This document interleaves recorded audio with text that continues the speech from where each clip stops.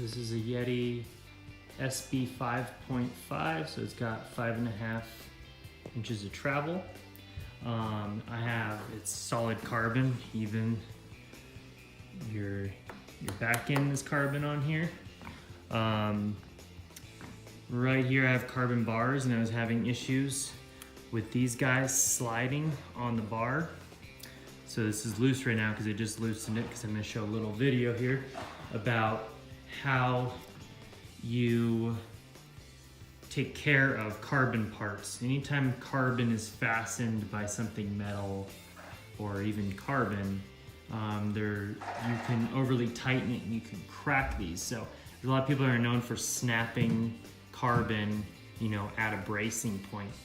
And the reason being is you have to use carbon grip or some form of carbon paste to give it grip so that it has something to grit onto. So if you look in there really close, you'll see some pasty stuff on there and what looks like sandpaper almost on the side. And what it is it's actually some grit that goes on there like grease, that then you can tighten this down, and you can tighten it down with a lot less pressure, and yet it fastens it. But I never did this portion right here. I was basically on my way to ride the bike for my first time, and I had to go get the carbon grease on the way, or carbon grip, whatever you want to call it, on the way. And so I just did these guys right here. This was already good, so it might even have some on here, but I don't think it does because it's pretty smooth. So I'm gonna show the install of that now. So we're gonna loosen these bolts, and at the same time I'm gonna put Loctite on it. I'm using the blue Loctite. This stuff's kind of expensive. You can get smaller bottles of it for about $7. This guy right here is like $28, I think, or something ridiculous.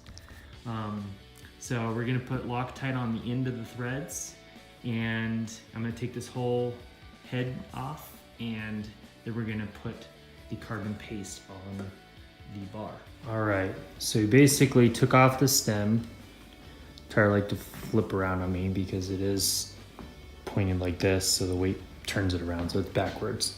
Basically took off the front of the stem, you took off those 4 bolts. We cleaned all the surfaces. Here is the other part of the stem. Cleaned that too.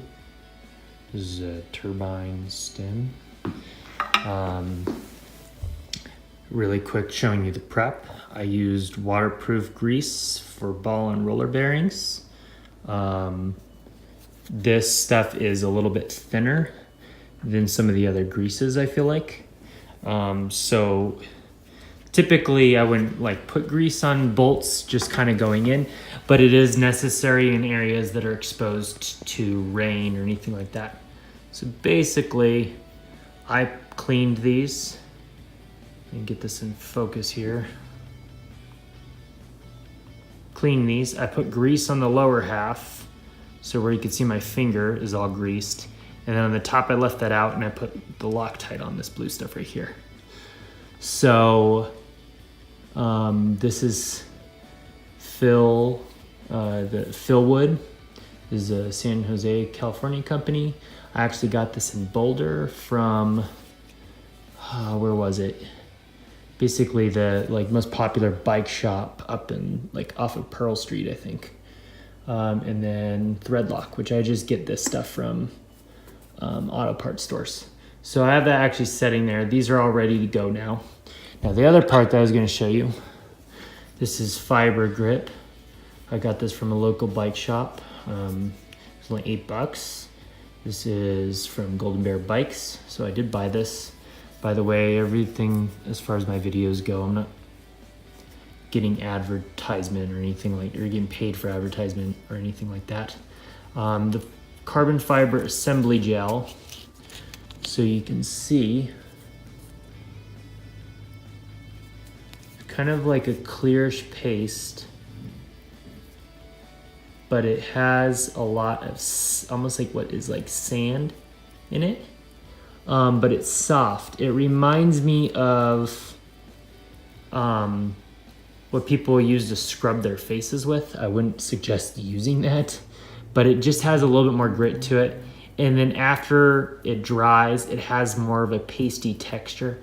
So it kind of has, it's not really like glue, but it has some grit and then also some, not stick at all. There's no stickiness, but it's just got a unique texture to it. I can't even say. It's got a little bit of rubberiness to it as well. So we're gonna basically rub that all over this guy here. I did not clean this yet. You probably want a dry piece of the rag, so I'm using kind of the inside of the rag. You don't really want oil on this because the whole point is for it to get kind of sticky. But you do want it clean. Anytime you're using anything against fiber, fiber is a unique surface that things can fracture easy. So basically what I'm gonna do is I'm just gonna run this on the tube.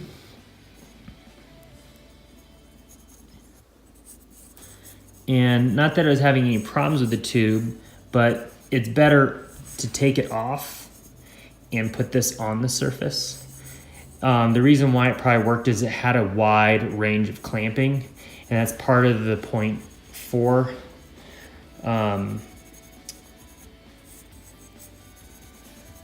you know, what do you call that? Your tree, or you know, it's got a wide surface to clamp onto that. So it doesn't necessarily have to have it there, but like definitely on these pieces, I couldn't get it tight enough to clamp those on without tightening it too tight. So as soon as I put that stuff on it and it dried a little bit, those things were like glued on there. So the stuff is definitely worth buying if you have carbon on your bike, because there will be places to use it. I do have a tube that is not carbon, but if you basically had, if this piece right here was carbon, then you would want to do it here as well, or up here, because this is a dropper post. I don't need that. Trying to think what other places are used. Usually it's for seats. You could put it right here if you have carbon seat rails. On my other bike I had carbon rails, and that would have been necessary there too. I honestly didn't know about this stuff until recently when I ran across my problem with my handlebars. So, and at the same time you can do it right here as well too. So anything that's grasping onto carbon is a smart choice to make. So we're gonna go ahead and reassembly that now, and then I'll show the last portion of the video. All right, so basically got the paste, the fiber grip paste on here. I'm just gonna kind of put the bar kind of centered, best where we need it. Try to figure out where my bars, I usually like them. See, right about there. I can always adjust this too later. I'm gonna put like that.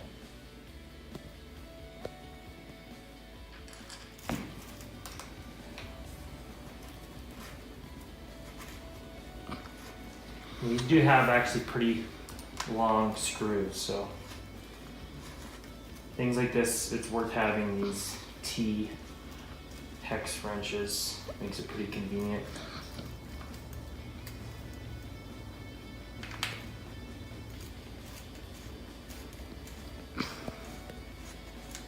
Best judgment is when you start feeling it get tight, do these even, get them all evenly tight, and then you can and start working like an X pattern. So they're all pretty close now.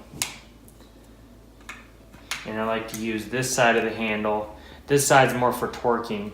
So you're gonna be pretty good and pretty safe if you do it with the bottom of the T handle.